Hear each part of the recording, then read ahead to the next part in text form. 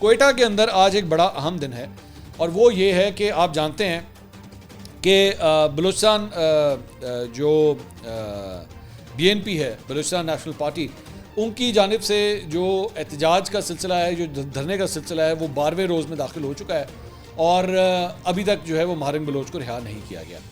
आज इस सिलसिले में इस केस की समाअत जो है वो बलूचिस्तान हाई कोर्ट में होने जा रही है 10 अप्रैल को, और उनको 3 MPO के तहत जो गिरफ्तार किया गया था उस सिलसिले में केस की समाअत होगी। इससे पहले 26 मार्च को इस केस की समाअत हुई थी।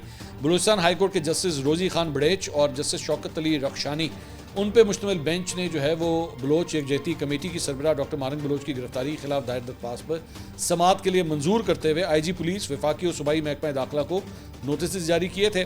अदालत डॉक्टर मारिंग बलोच के वकला और रिश्तेदारों को डिस्ट्रिक्ट जेल कोयटा में मुलाकात करवाने के उस वक्त उन्होंने अहकाम भी जारी किए थे। तो अदालत ने अहकाम और नोटिस डॉक्टर मारिंग बलोच की बहन नादिया बलोच की जानिब से दायर आइनी दरख्वास्त की समाअत के मौके के ऊपर जारी किए थे। अब इस केस की दोबारा जो है वो समाअत होने जा रही है। नादिया बलोच ने एक्चुअली इसके ऊपर ट्वीट किया। उन्होंने कहा, I appeal all lawyers a member of legal fraternity to stand with us in court tomorrow, not just for मारिंग but for what she represents. She has risked everything to speak for the despair, the oppressed, the unheard and marginalized in Balochistan. Her fight is not just hers, it's a fight for justice for all. Please stand by her. तो ये उनकी बहन ने जो है वो tweet किया है।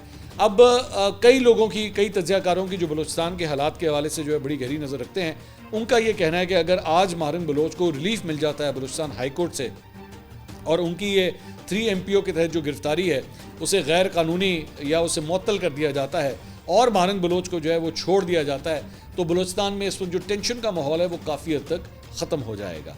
और अख्तर मेंगल साहब की जानिब से ये जो धरना दिया गया है ये ऑब्वियसली ये फिर इररिलेवेंट हो जाएगा अगर मारिंग बलोच जो है रिलीज़ हो जाती हैं।